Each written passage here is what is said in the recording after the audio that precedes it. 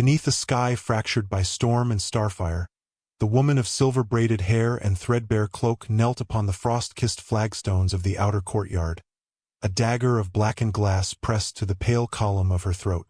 Moonlight, cold and merciless, gleamed upon the tear tracing her cheek, while her emerald eyes, defiant even in terror, locked upon the cloaked figure who had once accepted her meager gift of light with humble gratitude. Now that same figure stood revealed as Draven Voss, sovereign of the nine skies, his aura unfurled like midnight wings, power radiating in waves that forced every guard in the yard to their knees. If you haven't yet, click the subscribe button now, because the moment his true name tore through the silence, everything she believed about mercy, survival, and her own hidden bloodline shattered forever. In the vast and vaulted throne chamber of the celestial spire, high above the cloud-veiled peaks of the nine skies, Draven Voss sat alone upon the obsidian seat. The throne had been carved from the heart of a fallen star dragon centuries before his birth, its surface still warm with ancient fire. Yet tonight, beneath the cold glow of floating lumen orbs, that warmth offered no comfort.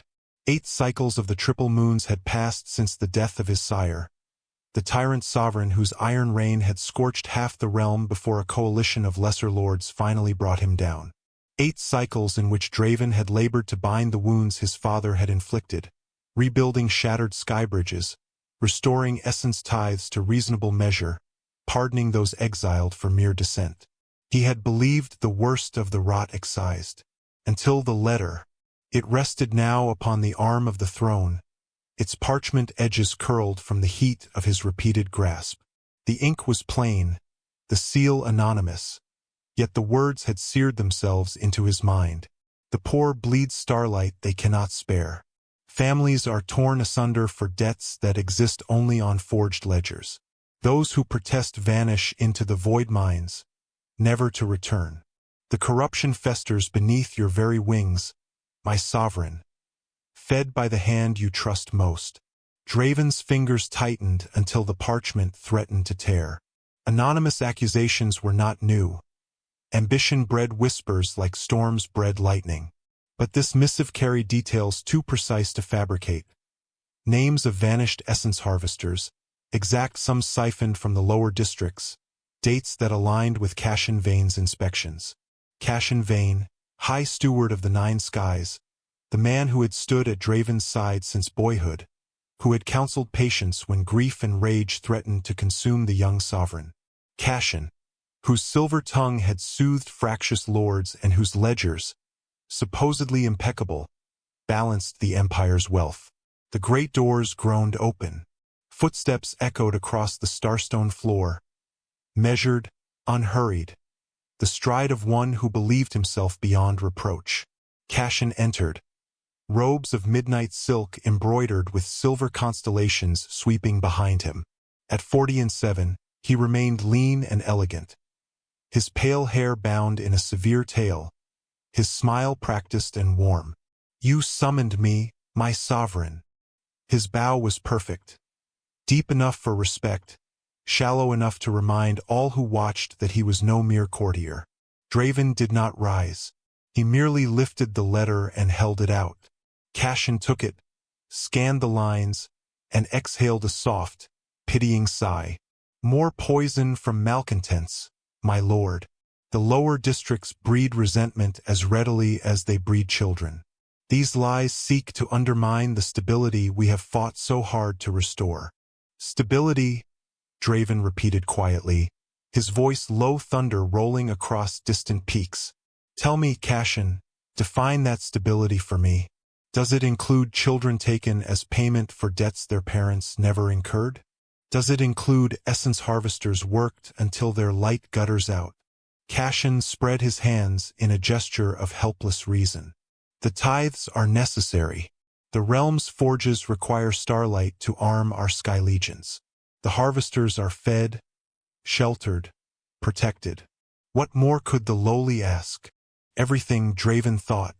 Dignity, hope, a future uncrushed beneath impossible burdens. But aloud he only said, "I see. Thank you for your counsel." Cashin bowed again and withdrew, his footsteps fading into the vast silence.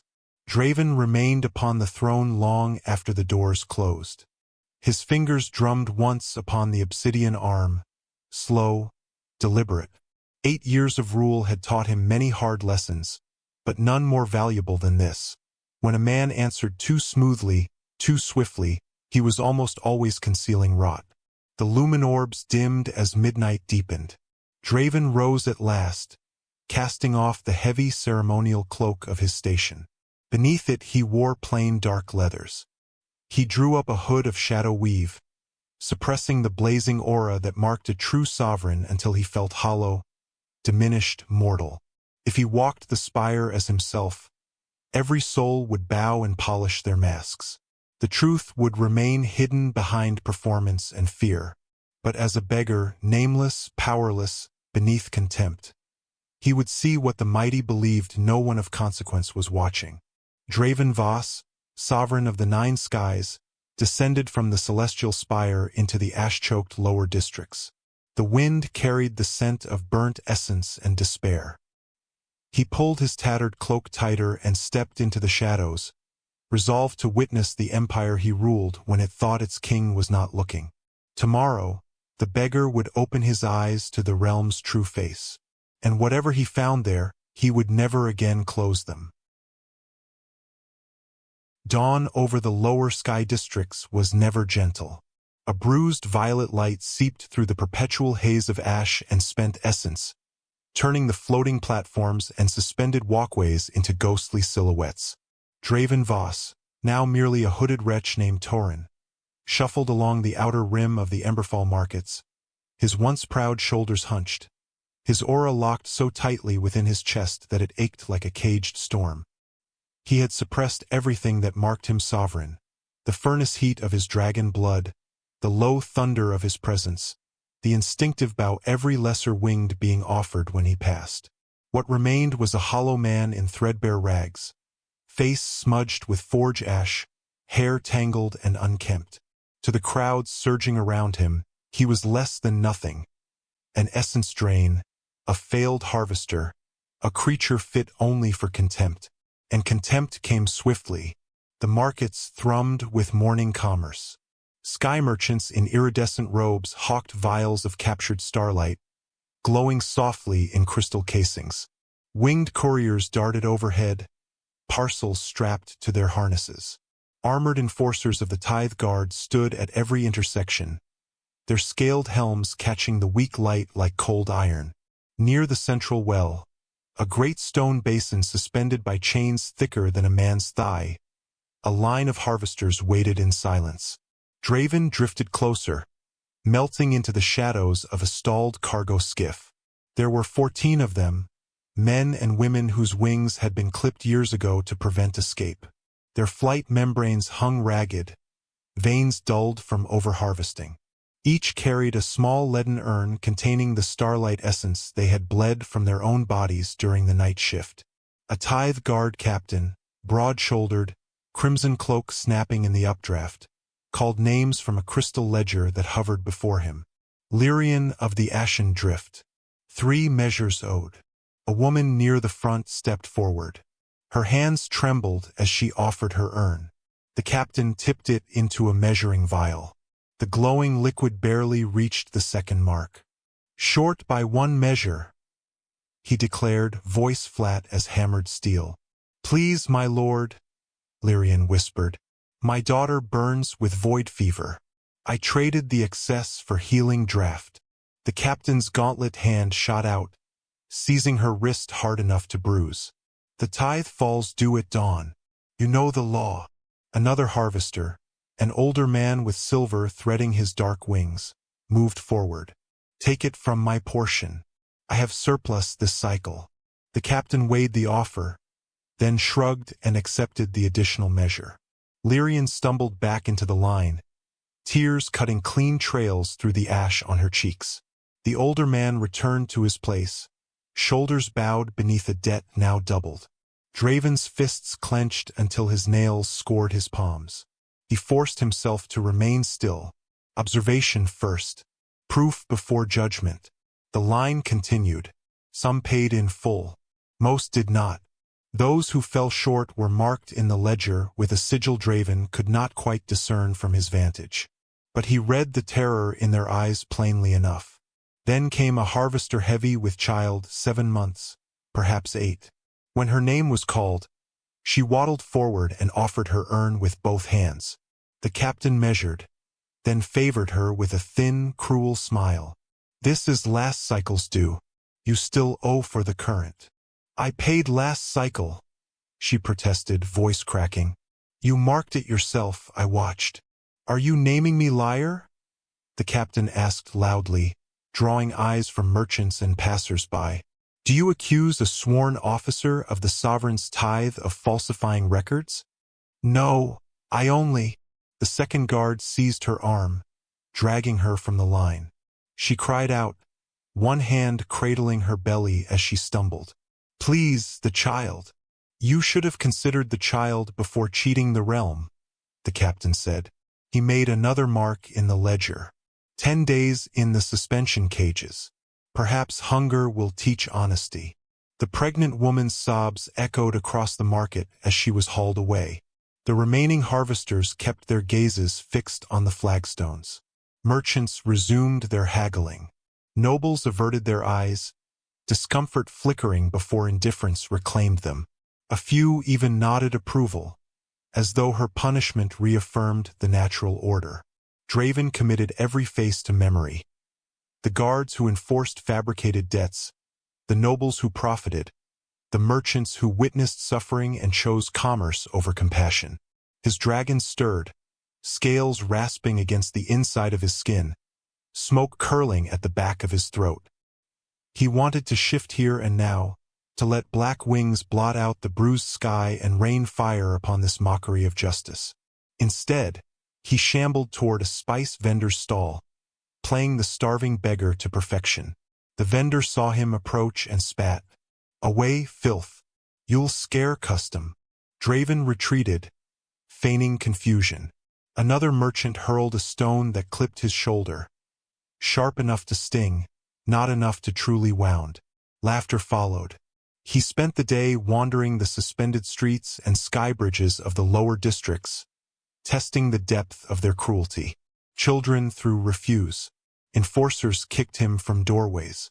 A noble youth used him for target practice with pebble spells, giggling when one struck his cheek and drew blood. Not one hand offered aid. Not one voice spoke mercy. By dusk, genuine weariness dragged at his limbs. Suppressing his aura for so long, combined with the day's humiliations, had taken a toll even royal blood could not fully ignore. He had eaten nothing, drunk nothing, to maintain the illusion of a man teetering on collapse. He found shelter against the outer wall of the Grand Essence Refinery, a towering structure of blackened stone and glowing conduits where raw starlight was purified for the forges. The wall radiated faint warmth against the evening chill.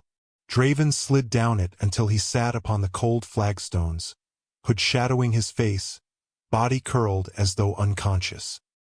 He was not truly asleep, only resting, senses alert beneath the pretense. Time bled away. The refinery's great doors closed for the night. Lanterns dimmed along the walkways. The city's roar softened to a distant murmur. Then footsteps, light, hurried, yet heavy with bone-deep exhaustion. A woman's gait. Draven kept his breathing slow, body lax. A soft gasp. "Gods above!" She knelt beside him. He smelled pine and clean sweat, the faint metallic tang of starlight residue that clung to all harvesters. "Sir." Her voice was low, careful. "Can you hear me?" Gentle fingers touched his shoulder, shaking lightly. When he did not respond, she hesitated, then unstoppered a small flask at her belt. Cool water touched his lips. "Slowly," she murmured, as though he were a wounded bird. Draven let his eyes flutter open, feigning disorientation. In the dim glow of refinery lanterns, he saw her clearly for the first time. Chestnut hair escaped a practical braid, framing a face pale with fatigue. Emerald eyes studied him with open concern rather than fear or disgust. Her wings, once proud he guessed, hung clipped and dulled, feathers ragged at the edges. Her hands were calloused, stained faintly blue from essence exposure, trembling with exhaustion. Yet she smiled, a small, weary curve that carried genuine warmth. "You're awake," she said, relief softening her voice. "I feared the worst," Draven rasped, throat genuinely parched. "How long?" "Long enough." She glanced around, checking for patrols, then reached into her apron. From it she drew a small crystal shard no larger than a child's thumb, harvested starlight, still glowing faintly. It was the only light she carried. He could see no other provisions. She broke the shard carefully in two, offering him the larger half. "It isn't much," she said, "but it will ease the hunger and warm you through the night." Draven stared at the offering, then at her face. She was gaunt, cheekbones sharp beneath pale skin, shadows like bruises beneath her eyes. This shard was likely her entire ration, payment for a day's grueling labor. His dragon surged, recognition flaring white-hot through his blood. Something ancient stirred, drawn not to her weakness but to the unyielding compassion shining quietly in those emerald eyes. "I cannot take your food," he croaked, voice rough with more than thirst. Her smile deepened, sad and steady. "I've eaten today. Please." The lie was gentle, obvious, heartbreaking. He accepted the shard because refusal would wound her pride. The starlight dissolved on his tongue, sweet, electric, restoring. "Your name?" he asked. "Alara," she answered. "And yours?" "Torin," he lied, the beggar's name settling easily on his tongue. "Well, Torin," she said, rising, "this is no safe place to linger. The Tithe Guard patrol twice before dawn. If they find you—" She bit her lip, thinking swiftly. "There's an alcove inside the refinery yard behind the slag heaps. Warm from the conduits, hidden from sight. Stay quiet and leave before first light. The overseer has a temper." "Why help me?" The question escaped before he could cage it. Alara looked at him for a long moment, moonlight catching the quiet strength in her gaze. "Because someone should," she said simply. "Because the world is cruel enough without us adding to it." She offered her hand. He took it, calloused palm against calloused palm, and let her lead him through a side gate into the shadowed yard. As she turned to leave, she paused once more. "If you're still here tomorrow night, Torin, I'll bring another shard. Not much, but something. You need it more." "I know," she said, and smiled again. That same weary, genuine curve. "But I'll bring it anyway." Then she was gone, footsteps fading into the vast and sleeping city. Draven sat alone among the slag heaps, the half-shard of starlight still warming his veins, her scent of pine and quiet courage lingering in the air. His dragon paced restlessly within him, confused by the intensity of its response to this clipped-wing harvester who gave away her last light to a stranger. Tomorrow he would continue gathering evidence, names, dates, ledgers, faces. But tonight, beneath a sky choked with ash, Draven Voss made a silent vow. He would uproot the corruption that had created this world of cruelty. And somehow, no matter the cost, he would repay Alara Thorn for the starlight she could not spare, yet gave without hesitation all the same. The refinery yard lay shrouded in the deep indigo of pre-dawn, its conduits still exhaling faint ribbons of warmth into the chill air. Draven remained in the alcove Alara had shown him, half hidden behind towering heaps of crystalline slag that glimmered like broken stars. He had not slept. The dragon within him prowled restlessly, unsettled by the day's cruelties and by the quiet harvester who had offered him sustenance she herself desperately needed. Footsteps approached again. Lighter this time, quicker, yet carrying the same unmistakable weight of exhaustion. Alara appeared at the mouth of the alcove, silhouetted against the first pale gleam of the rising moons. She carried a small woven basket over one arm, her clipped wings folded tight against her back. The simple gray tunic and leather apron of a refinery worker hung loose on her frame, as though tailored for someone larger, healthier. Ash streaked her chestnut braid. Faint blue luminescence lingered on her fingertips from handling raw essence. She paused when she saw him still there, relief and worry flickering across her face in equal measure. "You stayed," she said softly, kneeling to set the basket between them. "I wasn't certain you would." Draven Torin, he reminded himself, pushed up from his slouch against the warm conduit, affecting the stiffness of a man unaccustomed to stone beds. "Nowhere safer to go," he answered, voice roughened by hours of silence. Alara nodded as though that were the most natural thing in the world. She opened the basket and drew forth two items. A small, stoppered vial containing perhaps half a measure of refined starlight, and a heel of coarse sky-grain bread wrapped in cloth. She broke the bread with careful fingers, offering him the larger portion. "I traded an extra shift for the vial," she explained, anticipating his protest. "The overseer pays in essence rather than coin. It restores strength faster than food alone." Draven accepted both gifts because refusal would only cause her pain. The bread was stale, the starlight faint from over-refinement, yet they tasted of something rarer than luxury, uncalculated kindness. They ate in companionable quiet for a time, the distant hum of the refinery's night furnaces the only sound. At length Alara spoke, gaze fixed on the glowing slag. "You asked why I help strangers." She gave a small, weary smile. "Truth is, I have little enough to give. But once, someone gave to me when they had less. I suppose I'm paying that debt forward." Draven studied her profile, the delicate strength in the line of her jaw, the quiet sorrow in the set of her mouth. "Tell me of them," he said. She hesitated, then let the words come slowly, as though drawing them from a place long locked. "My sister, Lyra. She's 14 now, no wings at all. Born without the gift of flight. The overseers call it a defect, say she's dead weight on the tithe rolls." Alara's voice remained steady, but her fingers tightened around the empty vial. "When our parents died in the void storm 5 years ago, the steward's office calculated funeral costs and search expenses. A debt we never asked for. 20 measures of starlight, payable monthly." Draven's blood ran colder than the night air. 20 measures, an impossible sum for a single harvester, let alone one supporting a dependent. "I work double shifts," she continued. "Dawn in the harvesting looms, dusk in the refinery. Payment is 1 measure a week if I meet quota. Most weeks I fall short. They threaten to take Lyra to the labor creches if I default again. She's clever, learns from stolen books, sketches star maps better than scholars twice her age. But without wings, no guild will apprentice her." The injustice burned in Draven's chest like swallowed ember.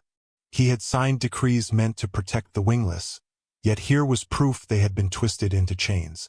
"And you?" he asked quietly. "What do you dream for yourself?" Alara laughed. A soft, startled sound, as though joy were a forgotten language. "Dreams are for those with surplus light. But once, when I was small, I wanted to map the uncharted void currents. To fly beyond the 9 skies and chart stars no chart has ever named." She shook her head. "Foolish." "Not foolish," Draven said, the words escaping before caution could cage them. "Brave."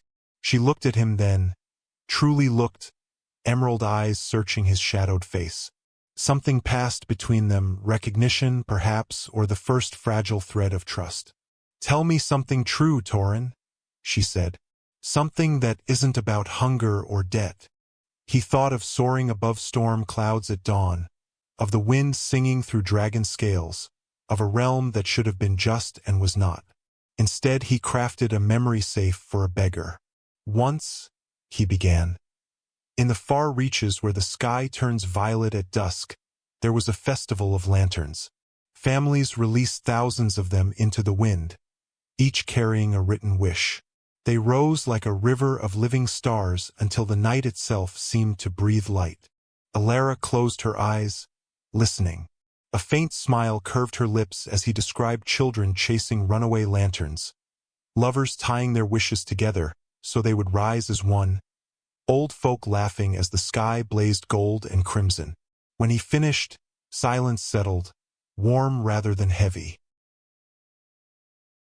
"Thank you," she whispered. "I hadn't realized how long it's been since I heard something beautiful." The dragon within Draven surged again, fierce and possessive. Her scent, pine and clean exertion and something uniquely hers, wrapped around him like tether and promise. His suppressed aura flickered dangerously. He clamped it down with iron will. Alara rose, brushing crumbs from her apron. "I must go. Lyra will worry if I'm late." She hesitated. "Will you be here tomorrow night?" "I will," he said, and meant it with every beat of his hidden wings. She smiled once more, small, tired, luminous, and slipped away into the paling dark. Draven remained long after her footsteps faded, the taste of shared bread and starlight lingering on his tongue. 3 nights passed in similar rhythm. Each evening Alara came, always with something to share. A crust, a sliver of dried fruit, a vial of essence coaxed from an extra hour of labor. Never much, yet always divided evenly, the larger portion pressed into his hands despite his protests. They spoke in low voices beneath the humming conduits. She told him of Lyra's latest sketches, maps of imaginary skies where the wingless could soar on currents of pure light, of how she sang lullabies from their mother's people to ease her sister's nightmares, of the day she had first harvested starlight and felt the pull of something vast and ancient in her blood, only to have it crushed beneath endless quotas. He told her invented tales of distant sky isles, festivals of wind music, gardens that bloomed in perpetual twilight, rivers of liquid starlight where lovers bathed and emerged glowing. Each story drew that soft laugh from her again, bright, surprised, precious. On the 3rd night she arrived later than usual, eyes red-rimmed, hands trembling as she divided a single withered sky apple. "I'm sorry," she said, voice thick. "The overseer docked half my measure today. Said my yield was impure." Shame colored her words. "This is all I could bring." "Then keep it," Draven urged. She shook her head fiercely. "We share or neither eats. Those are the rules." They ate slowly, savoring the tart flesh. Afterward she leaned against the conduit beside him, exhaustion pulling her shoulders down. "Tell me something happy again," she murmured. So he spoke of a legendary sky whale that sang to the moons, its voice so beautiful that storms stilled to listen. Alara's eyes drifted shut, her head tipping until it rested, light as a falling feather, against his shoulder. Draven froze, afraid to breathe. The dragon roared within him, scales rasping, smoke curling. Her scent flooded his senses. The fragile weight of her trust threatened to unravel every restraint he possessed. He did not move until her breathing deepened into sleep. Only then did he allow himself to shift fractionally, draping his ragged cloak over her like a wing to ward off the chill. Tomorrow he would gather the last evidence needed to bring Cashin down. But tonight, beneath a sky stained with ash and distant starfire, Draven Voss held the woman who had shared her last light with a stranger, and felt the first true crack in the armor around his heart. Whatever storm awaited, he would shield her from it, whatever the cost. The 4th night fell heavy with storm scent, the lower sky districts shrouded beneath roiling clouds that swallowed the moon's light. Draven waited in the alcove as before, the dragon within him coiled tight with anticipation and dread. 3 days of whispered conversations had woven fragile threads between beggar and harvester, threads he knew he would soon be forced to sever. Alara did not come at her usual hour. He told himself she had been delayed by an extra shift, or perhaps detained by a patrol. Yet as the refinery's conduits cooled and the wind sharpened, unease gnawed deeper. At last, footsteps hurried, uneven. Elara appeared, but not alone. An elderly woman leaned upon her arm. Stooped with age, silver hair bound in a loose braid, robes of faded indigo marking her as a retired essenseer. Her eyes, pale as winter dawn, fixed upon Draven with unnerving clarity. Elara's face was pale, streaked with fresh tears. She helped the old woman settle onto a broken crate before turning to Draven. "This is Muriel," she said, voice trembling. She sought me out after my shift. Said she had to speak to the beggar I'd been feeding." Muriel lifted a gnarled hand. "You may release your suppression now, Draven Voss. There are no spies here save the storm." The name struck like lightning. Draven rose slowly, every muscle taut. His first instinct was defense, blade concealed beneath rags half-drawn. Yet the old woman's gaze held no threat, only weary certainty. "How do you know me?" he demanded, voice low thunder. Muriel smiled, sad and knowing. "I served your grandsire for 50 cycles. I would know the scent of true sovereign blood even beneath ash and shadow weave. Drop the mask, child. My old bones cannot bear the weight of your restrained aura much longer." Draven hesitated, then let the suppression fall. Power unfurled like black wings in the confined space. Heat and storm and ancient night. The conduits flared brighter. Slag crystals hummed in resonance.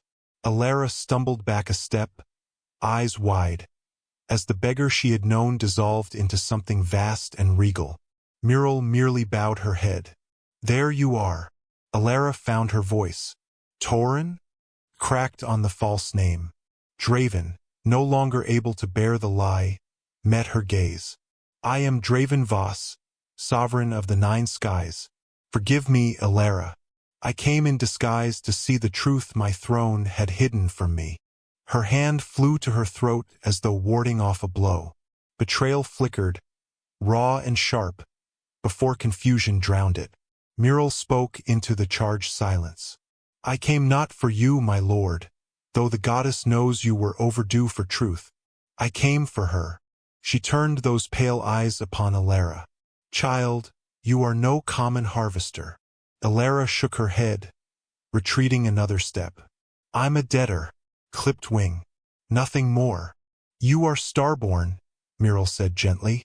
"Last of the Etherin line, blood older than the spire itself.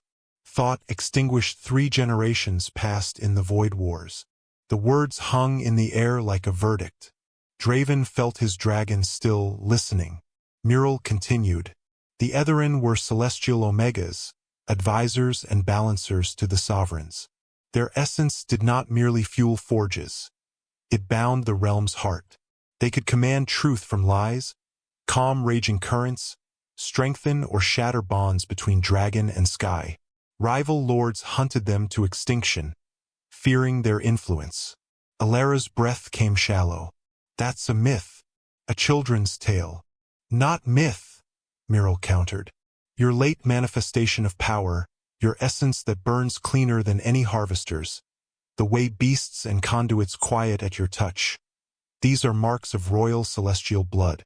Delayed, yes, because the line runs truer when bonded to its destined sovereign." Draven's heart thundered. He remembered the pull he had felt from the first shard of light, the way her scent called to his dragon like north to compass. Muriel's voice softened. "Cashin Vane discovered this truth years ago, pouring through forbidden archives. He has kept you weak deliberately, overworked, malnourished, wings clipped under false pretenses, so your gifts could never awaken. A starborn bound to the true sovereign would hold authority equal to the throne. She could audit ledgers, challenge decrees, expose corruption. You, child, are the greatest threat to his ambitions." Elara sank to her knees among the slag, hands pressed to her temples. "No, I'm tired. I'm ordinary. I just want to keep Lyra safe." Draven knelt before her, careful not to touch. "You are anything but ordinary," he said quietly. You shared your last light with a stranger when the world gave you none. That is rarer than any bloodline. She looked up at him, tears glittering. You lied to me. Every night. Every story. I did, he admitted, the confession raw. I needed to see the rot without the mask of power. But what grew between us? The trust, the laughter, the way your courage steadied my own. That was never false. Muriel watched them with ancient eyes. The bond has already begun, though incomplete. Her essence calls to your dragon. Your fire answers her light. Cashin knows this. The increased tithe on her family this morning, the threat to seize the wingless girl, was no coincidence. He seeks to drive her beyond the skies before you claim her fully. Draven rose, fury igniting behind his eyes. He will not touch her. Or Lyra. Alara stood as well, trembling but unbowed. What happens now? Now, Draven said, voice edged with storm. I end this deception. Tomorrow I convene the Grand Airy. Every lord, every guildmaster, every enforcer. I will present the evidence I have gathered. Cashin will answer for his crimes. And me? She asked, small in the vastness of revelation. He met her gaze steadily. You will stand beside me if you choose it, not as subject, as equal. As the starborn the realm has awaited for centuries. Thunder rolled overhead as the storm finally broke, rain hissing against hot conduits. Muriel rose with effort. I have kept silent too long. Tomorrow I will testify to your bloodline, child, and to the steward's treachery. She shuffled toward the gate, pausing beside Alara. You are afraid. Good. Fear means you understand the weight. But do not let it blind you to your strength. Then she was gone, swallowed by rain and shadow. Draven and Alara remained alone amid the downpour. I don't know how to be what she says I am, Alara whispered. You already are, Draven answered. You simply haven't been allowed to shine. Rain soaked them both, washing ash from her hair, revealing strands that caught the faint conduit glow like threads of silver. For the first time, he saw the celestial shimmer beneath her exhaustion, the quiet luminescence of a star long dimmed. He reached out slowly, giving her every chance to refuse. When she did not pull away, he brushed a wet strand from her cheek. Tomorrow the realm will see you truly, he said, and Cashin will learn what it means to threaten what is mine. The dragon in his voice rumbled, possessive and protective. Alara searched his face, searching for the beggar beneath the sovereign, for the man who had listened to her dreams without judgment. She found him. I'm still angry, she said. You have every right. But I'm not running. Relief and fierce pride surged through him. Then tomorrow, he vowed, we end this together. Lightning forked across the sky, illuminating them both. Sovereign and starborn, beggar and harvester. Two halves of an ancient bond standing on the brink of revelation. The storm raged on, but in the alcove behind the slag heaps, something brighter than lightning began to awaken. Morning broke over the lower districts with a sullen crimson glow, the triple moons lingering like fading embers on the horizon. Alara moved through the harvesting looms in a haze, her body performing the familiar motions while her mind reeled from the night's revelations. Starborn, Etherin blood, equal to the sovereign. The words felt like foreign constellations, beautiful, distant, impossible. She harvested essence mechanically. Hands pressed to the glowing veins of crystal suspended in the loom frames, drawing forth threads of liquid starlight that burned cold against her skin. Normally the work numbed her, a rhythmic pain that dulled thought. Today it could not reach her. Muriel's pale eyes, Draven's true face emerging from shadow, the suppressed power that had rolled off him like heat from a forge. And beneath it all, the quiet terror. Cashin knew. By midday the overseer's horn sounded early, summoning all harvesters to the central platform. Alara joined the weary flow of workers, wings folded tight, dread pooling in her stomach. Cashin Vane awaited them atop the judgment dais, resplendent in midnight silk, a crystal ledger hovering at his side. His smile was warm, paternal, poisonous. "My dear harvesters," he began, voice carrying effortlessly across the platform. "It pains me to address a matter of theft." Whispers rippled. Theft was rare, the penalty severe. Cashin's gaze swept the crowd and settled on Alara like a blade finding its mark. "Alara Thorn," he called. "Step forward." Legs heavy as lead, she obeyed. The crowd parted, eyes averted. No one wished to be tainted by association. Cashin consulted the ledger with theatrical deliberation. Records show 3 measures of refined starlight missing from yesterday's tally. Traces of essence residue were found in the dormitory alcove assigned to you. Alara's heart slammed against her ribs. "I took nothing, my lord. My yield was submitted in full." Silence. The word cracked like a whip. The ledger flared, projecting glowing sigils visible to all. Dates, quotas, a damning trail of residue marked in her name. Planted. She knew it instantly. The shards she had shared with Torin had been her own earned ration, never stolen from the refinery. Cashin stepped closer, voice dropping to intimate menace. "You have been observed, Alara Thorn, distributing essence to vagrants, feeding parasites who contribute nothing while honest workers bear the burden." Gasps rose. Faces turned hostile. In a realm where every measure of starlight fueled defense against void storms, theft was betrayal of the highest order. "I gave only what was mine," she said, chin high despite the tremor in her voice. "Earned by my own labor." "Your labor?" Cashin repeated, amusement curling his lips. "Barely covers your existing debt. Speaking of which," the ledger shifted pages. New figures bloomed in crimson light. "Your family obligation has been recalculated. Funeral expenses, continued shelter for your defective sister, resources expended searching for your parents' remains, 40 measures monthly, effective immediately. Failure to pay within 3 dawns will result in forfeiture. The girl Lyra will be reassigned to state creche labor. 40 measures. Impossible. Suicide masked as law." Alara's knees buckled. Around her the crowd murmured approval. Order restored, justice served. "Please," she whispered. "Lyra is no threat.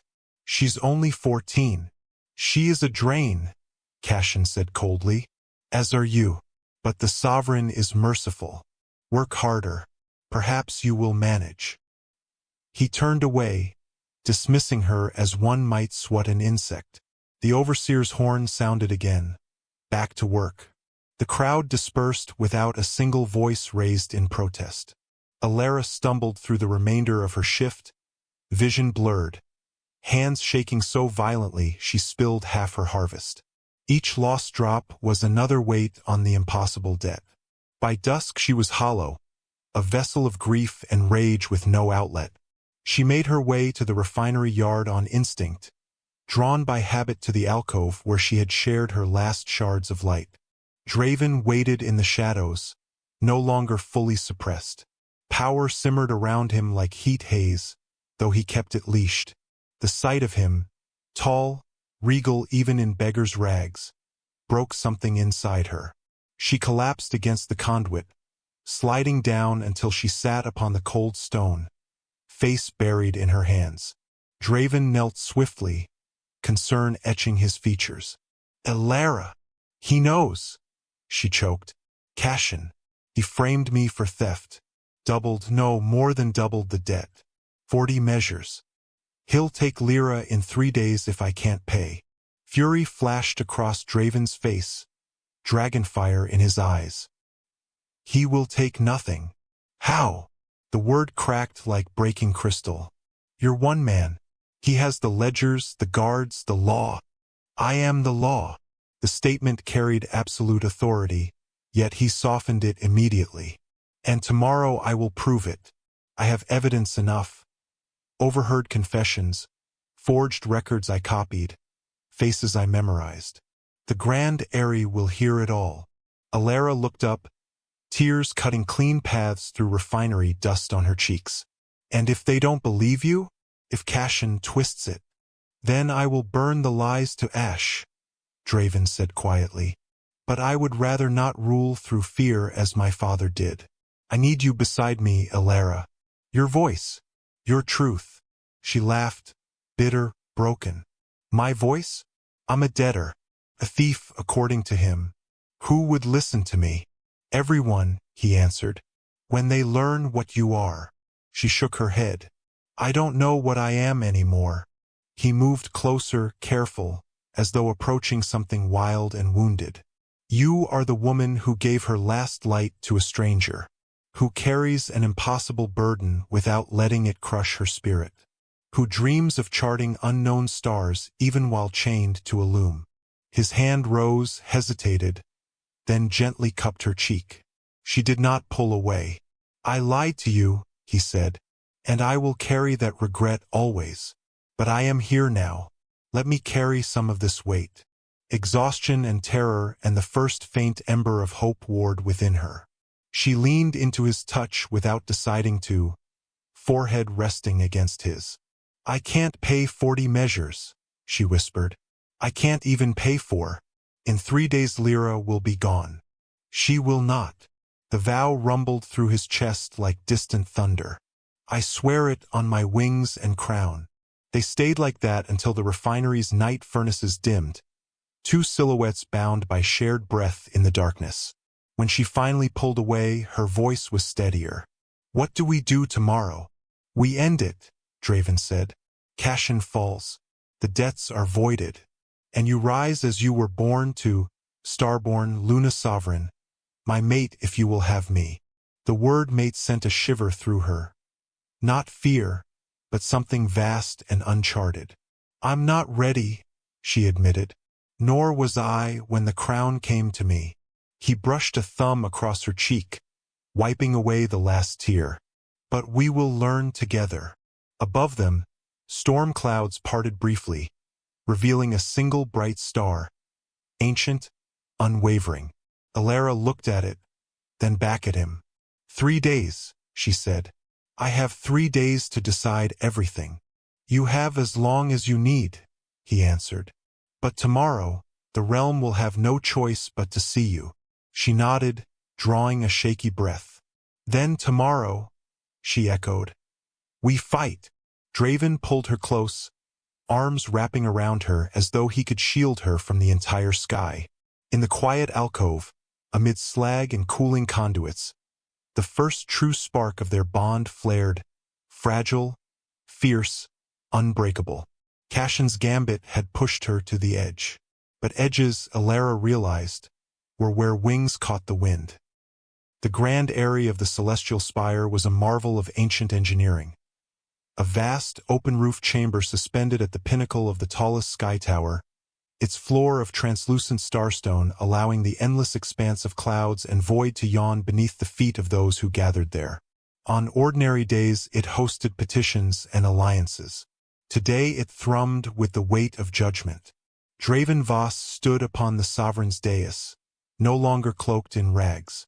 He wore the deep indigo robes of his station, edged in silver flame, the royal dragon crest blazing across his chest. His aura unfurled fully for the first time in days, storm and fire and night made manifest, forcing every lord, guildmaster, and enforcer in the chamber to feel the full press of their ruler's power. Hundreds had been summoned by imperial decree.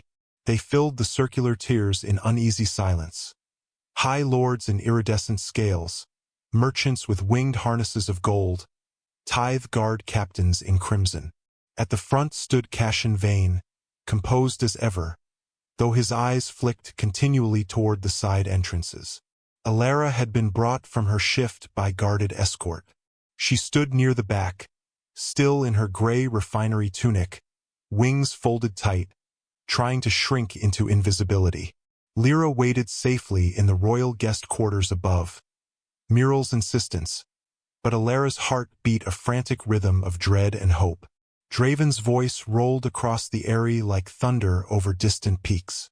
For 4 days I walked among you as a beggar, unseen and beneath notice. For 4 days I witnessed a realm rotting from within.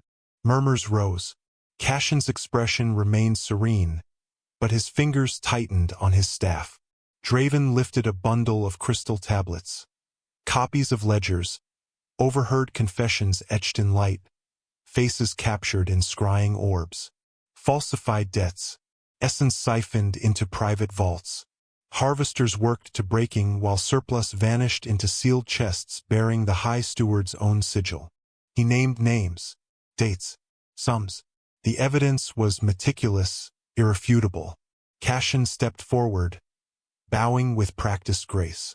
My sovereign, these are grave accusations, fabrications from resentful debtors seeking to evade their lawful obligations. I have served faithfully. Faithfully. Draven's tone cut like a blade. You have grown rich while children starve. You have threatened to seize a wingless girl for debts invented from air. Cashin spread his hands. The wingless are a burden. Resources must be allocated wisely. Seize him, Draven commanded. Guards moved forward. Loyal Sky Legionaries Draven had hand-selected at dawn. For a heartbeat Cashin hesitated, calculation flashing behind his eyes. Then he moved with desperate speed. He lunged sideways, seizing the nearest figure, Alara. She had edged too close to the central aisle, drawn despite herself by the unfolding drama. Cashin's arm locked around her waist, a slender obsidian dagger appearing at her throat as though conjured from shadow. Back! He shouted. All of you or she dies. The chamber froze. Guards halted mid-step. Lords gasped. Draven's aura flared violently, wind whipping through the open roof, clouds churning below the starstone floor. Alara's breath came shallow. The blade's edge kissed her skin. A thin line of warmth trickled down her neck. Cashin dragged her backward toward a side archway that led to the outer balconies. Draven's eyes locked on hers across the vast space. In them she saw rage and raw fear. Release her, Draven said, voice deadly quiet. Cashin laughed, high and brittle.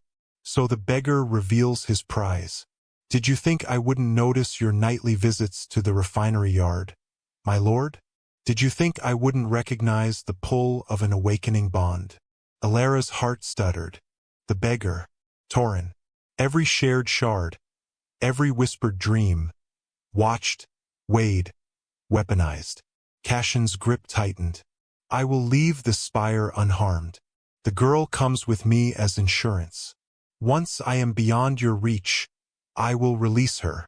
You will not leave this chamber, Draven said. And you will not take her. Then watch her bleed. Cashin pressed harder. The blade bit deeper.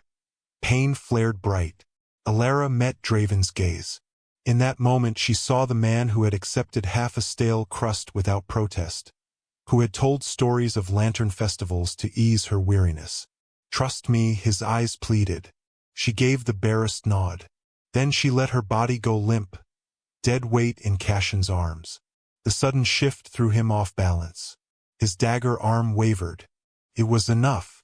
Draven crossed the eyrie in a blur of motion too swift for eye to follow. One instant on the dais. Next, his hand closed around Cashin's wrist, bones grinding audibly. The dagger clattered to the starstone. Alara fell. Loyal guards caught her, pulling her clear. Draven slammed Cashin against the nearest pillar with force enough to crack stone.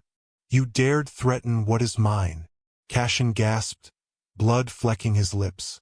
She is nothing. A harvester. A tool. Draven's fist silenced him. The steward went limp. The eyrie was deathly still save for harsh breathing. Draven turned to the assembled crowd, Cashin dangling unconscious from his grip. Take him to the void cells. Chain him with star-forged manacles. Summon every captain who accepted his bribes. The cleansing begins now. Guards scrambled to obey. But Draven's attention was no longer on them. He strode to where Alara stood, supported by legionaries, one hand pressed to her bleeding throat. Their eyes met. Recognition and devastation bloomed across her face. The beggar who had shared her nights, who had coaxed laughter from her exhausted heart, was the sovereign whose decree had allowed the tithe system to fester. Every gentle word, every story, every moment of connection, built on deception. "You lied," she whispered, voice breaking. Everything was a lie. Draven reached for her. "Elara!" She flinched away as though his touch burned. The guards released her. She backed toward the archway Cassian had aimed for, tears spilling freely now. "I trusted you," she said. "I shared my last light with you." "It was never a lie," Draven said, anguish cracking his voice. "The man who sat with you in the alcove, that was real. I swear it." But the words fell into the gulf widening between them. Elara turned and ran through the archway onto the outer balcony, into the vast and waiting sky. Draven stood frozen, fists clenched, watching her go. He had saved her from Cassian's blade. But in revealing himself, he had shattered something far more fragile: trust. And in the echoing silence of the Grand Eyrie, with the realm watching their sovereign bleed from a wound no essence could heal, Draven Voss understood the true cost of his deception. The woman who might have stood beside him as Luna Sovereign was gone. Frightened not of the steward, but of him. Of the lie that had bound them before truth ever had a chance. Elara ran until her lungs burned and the wind tore tears from her eyes. She burst through a service archway onto one of the spire's outer landing ledges, a narrow platform used for supply skiffs, open to the vast and howling sky. Clouds boiled below, lightning stitching violet seams across the void. Rain lashed sideways, soaking her refinery tunic in heartbeats. She gripped the safety rail, knuckles white, staring down into the abyss. Freedom lay beyond, cold, merciless, final. One leap and the debt would end. Cassian's threats would end. The ache of Draven's deception would end. But Elara's fingers tightened until the metal groaned. She could not leave her sister to the creches. Could not abandon the girl who still believed tomorrow might be kinder. A sob tore from her throat. Rage, grief, betrayal braided together. Behind her, booted feet struck the wet stone. She whirled, back pressed to the rail. Draven stood at the archway's mouth, rain streaming from his dark hair, robes plastered to his powerful frame. His aura flared uncontained, storm and dragonfire whipping the wind into eddies. But his eyes held only anguish. Elara! Her name was a plea on his lips. "Stay back." Her voice cracked like breaking ice. He halted 10 paces away, hands open and visible. "I will not come closer. But please, do not stand so near the edge. You don't command me." The words tasted of ash. "Not anymore. I never truly did." He took one careful step, no more. "Everything I told you in the alcove was truth wrapped in a necessary lie. The man who listened to your dreams, who accepted your light, that man is real. You let me believe you were powerless." Tears mingled with rain on her cheeks. "You watched me break myself for scraps while you could have ended it with a word." "I know." Agony roughened his voice. "I failed you long before I ever met you. The system I inherited, the one I trusted Cassian to manage, crushed you for years. My disguise was meant to root out the rot, not to wound you further." Lightning illuminated his face, raw, stripped of royal mask. "I was a fool," he said. "I thought seeing the truth would be enough to fix it. I did not count on you, on what sharing your light would do to me." Elara's chest heaved. The bond Muriel's words returned like distant thunder, pulled at her even now, a warm thread beneath the pain. Before she could answer, shouts echoed from the archway. Crimson-cloaked figures spilled onto the ledge. 6 tithe guard captains, loyal to Cassian's coin, blades drawn. "The steward lives," one roared, "and he promised reward for the harvester's wings." They fanned out, cutting off retreat. Draven moved in front of Alara without thought, body shielding hers, aura exploding outward in a wave of heat that drove rain to steam. "Stand down," he commanded, voice layered with dragon resonance. Three hesitated, their sovereign's power pressing against inbred loyalty. But the leader sneered. "Cashin said you've gone soft over a clipped-wing female. Said the throne is ripe for true leadership." They attacked. Draven met them like tempest meeting mountain. He shifted mid-stride, robes shredding as black dragon wings unfurled, massive and night-scaled. Claws raked stone. A roar shook the ledge. Two guards were hurled backward into the archway, armor dented. But three more converged, essence lances crackling with stolen starlight. One lance grazed Draven's wing. Pain lanced through the nascent bond, sharp enough to stagger Alara.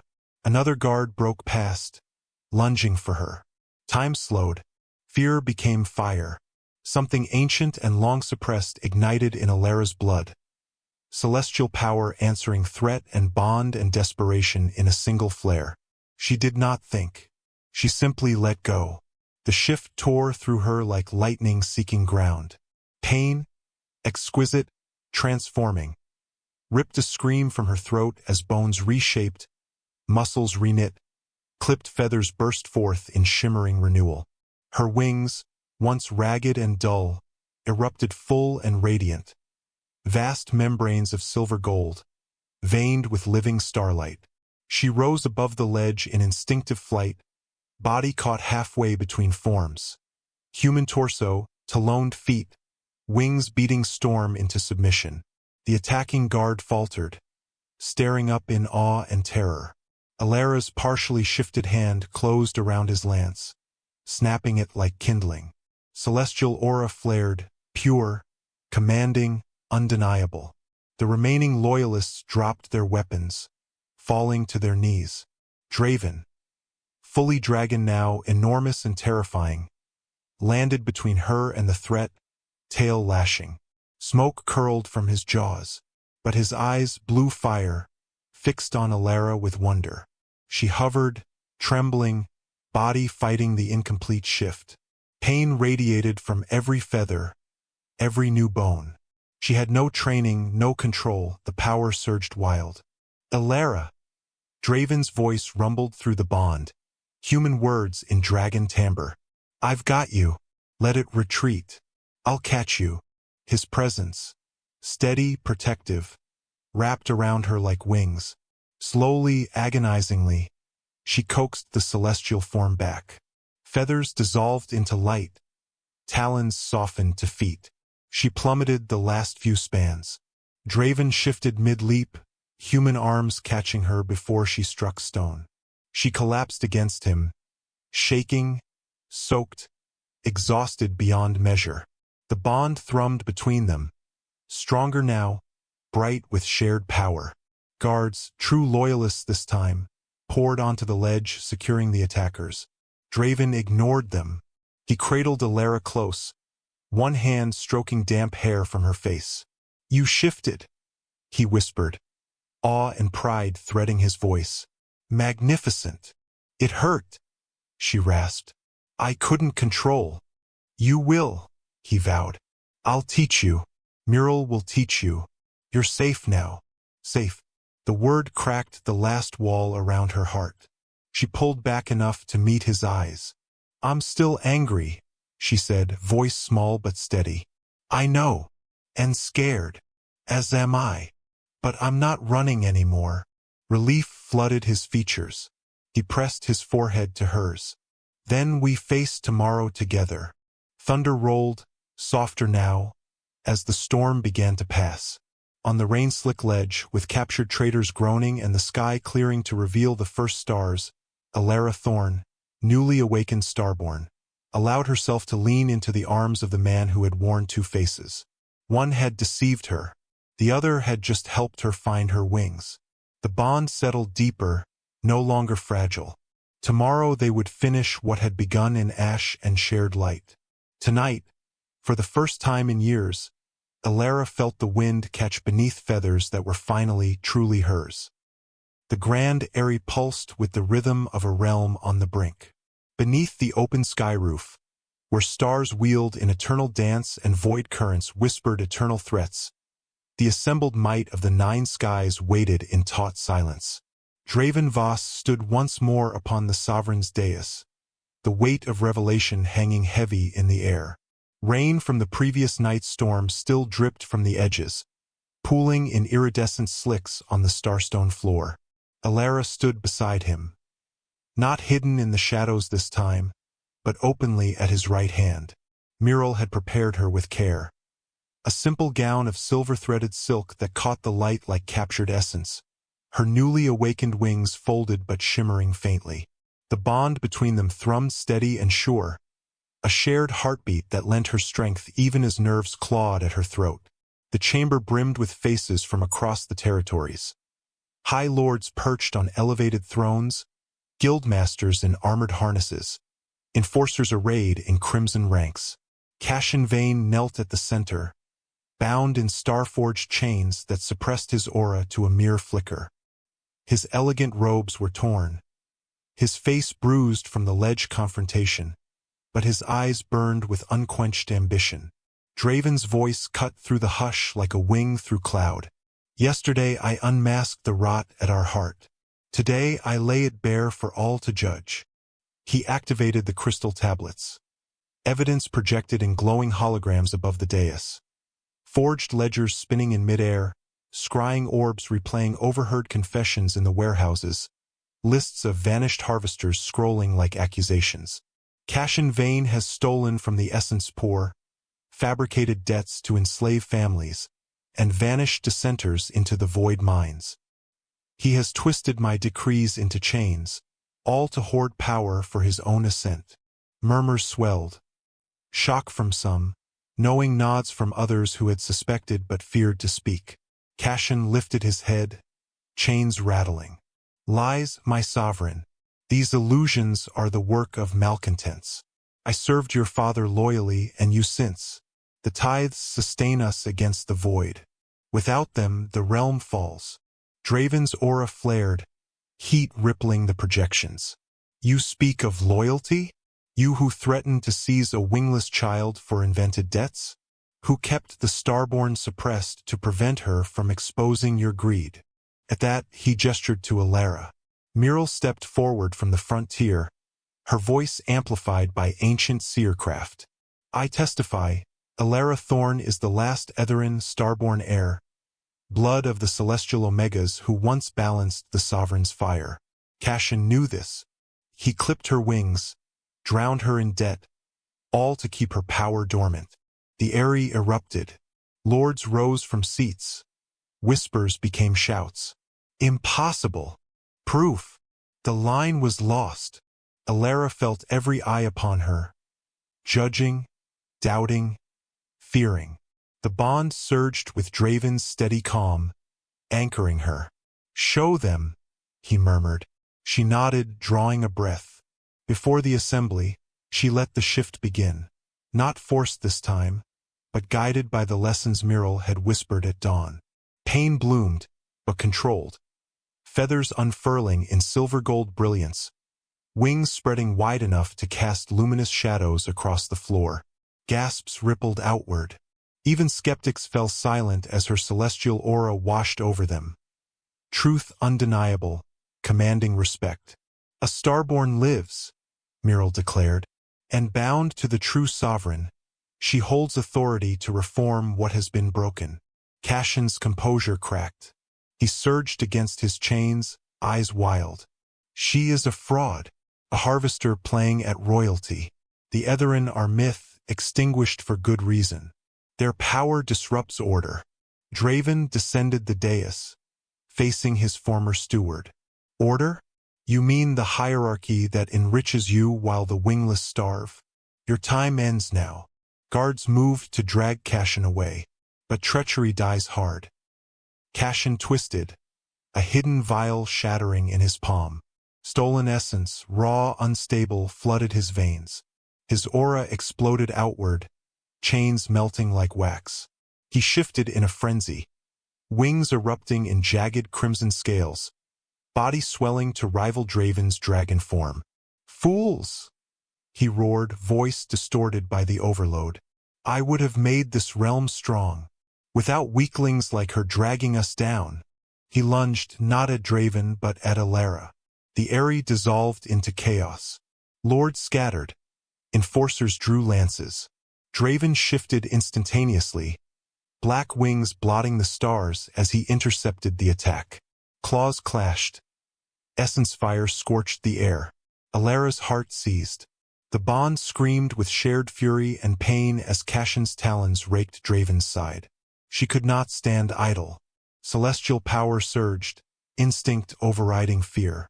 She leaped skyward, wings carrying her aloft for the first time in true flight. From above, she unleashed a pulse of pure starlight, a radiant beam that struck Cashin's flank, searing scales and forcing him back. Draven pressed the advantage, jaws closing on Cashin's wing root. The traitor howled, thrashing wildly.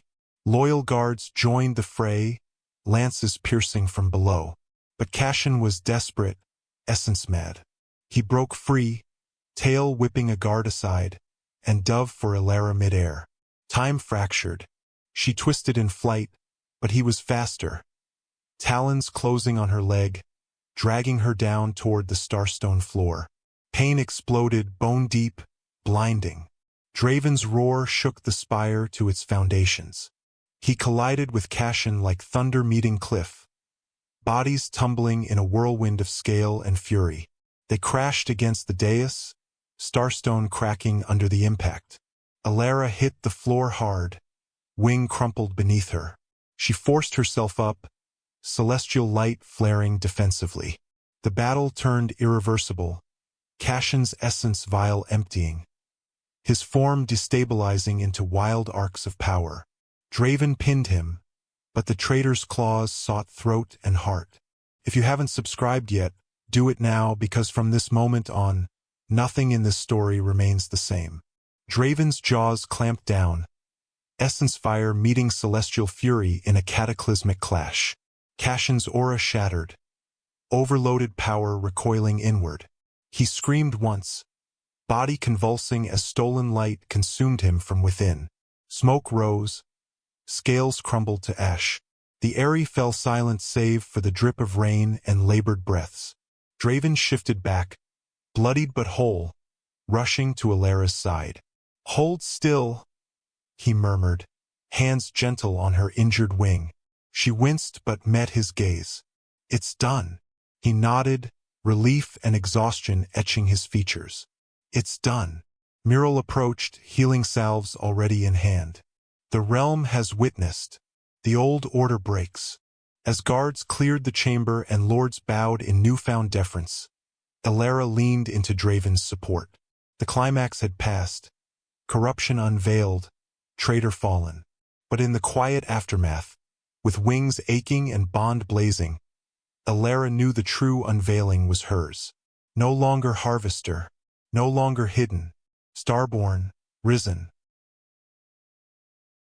The triple moons aligned in rare convergence over the celestial spire, their silver, crimson, and azure lights weaving a tapestry of ethereal glow across the open area. Void currents stilled in reverence, as though the sky itself held its breath. Alara stood at the center of the ancient rune circle etched into the starstone floor, her silver-gold wings partially unfurled, catching the triune radiance like prisms. Muriel had prepared her with solemn care. A gown of flowing ether silk that shifted colors with the moonlight, symbols of celestial heritage, embroidered in threads of pure essence. Draven faced her, clad in deep indigo armor robes that accentuated the powerful lines of his form. His dragon aura simmered low, a controlled inferno, but his eyes, blue fire softened by tenderness, held her captive. Muriel circled them thrice, her staff tracing glowing sigils in the air. Ancient incantations rolled from her lips, invoking the moon goddesses who had forged the first bonds between dragon and starborn. "You understand the right," Muriel intoned, her voice echoing across the vast chamber. "Once sealed under the triple alignment, The bond endures beyond death. Strengths shared, wounds echoed, fates entwined. I understand, Draven said, voice resonant. I understand, Alara echoed, her heart pounding a rhythm of fear and exhilaration. Then claim what is yours. The elder retreated, leaving them alone beneath the moons. Draven stepped closer, the bond already pulsing between them like a living current. He drew aside the collar of her gown, exposing the curve of her shoulder where no mark yet lay. May I? He asked, voice rough with emotion. Alara tilted her head, offering herself. Yes. His lips brushed her skin first, gentle, reverent. Then teeth pressed down in a claiming bite, symbolic yet piercing. Blood welled, power detonated. The bond ignited fully, flooding her senses with Draven's essence. Fierce protectiveness, unyielding love, the deep-seated fire of a dragon who had found his sky. Their minds brushed, separate yet connected, emotions flowing like shared breath. Alara gasped as her celestial power answered, surging wild and bright. Wings flared involuntarily. Starlight cascaded from her feathers in shimmering waves. Draven shifted partially. Dragon scales rippling across his skin, wings half unfurled. His eyes met hers, blue flame to emerald glow. She reached for him, fingers tracing the line of his neck. Instinct guided her bite, teeth sinking into flesh, tasting the copper heat of his blood. The bond sealed with mutual fire. Two souls forged into one unbreakable alloy. Alara felt his strength pour into her, her light illuminating his shadows. Weaknesses shared, but so too the power to heal them. They howled together, her voice celestial harmony, his draconic thunder, echoing across the spire and into the territories below. Every being in the nine skies would feel it. The sovereign had claimed his starborn mate. As the moons began their slow divergence, Draven pulled her close. I choose you, Alara, not for bloodline or power, but for the light you gave freely when I deserved none. And I choose you, she whispered, the beggar who taught me laughter, the sovereign who gave me wings. In the days that followed, Alara was crowned Luna Sovereign in a ceremony that drew delegations from every sky isle. Lords who had once dismissed the essence poor now bowed before her, acknowledging the reforms she decreed. Debts voided, wings restored to the clipped, sanctuaries for the wingless. Lyra stood at her side, no longer hidden but celebrated, her maps and sketches guiding new explorations into uncharted voids. Kashin's remnants were purged, the tithe system rebuilt on equity. Harvesters worked fair shifts, their light fueling a realm that protected rather than consumed. 6 moons later, spring winds carried the scent of blooming sky vines across the thriving districts. Alara stood at the balcony of their shared chambers, overlooking platforms alive with activity. Young celestials practicing controlled shifts under Mural's guidance, wingless scholars debating in open forums, markets bustling with fair trade. Her hand rested on the subtle swell of her abdomen, where new life stirred. Twins, Mural had confirmed, their heartbeats a duet of promise. Draven joined her, arms encircling from behind, chin resting on her shoulder. You've remade this realm, he murmured. More than I ever could alone. We remade it, she corrected, leaning into him. The bond hummed contentedly, a constant warmth. And our children will inherit a sky without chains. Below, Lyra laughed with a group of apprentices, her sketches spread wide.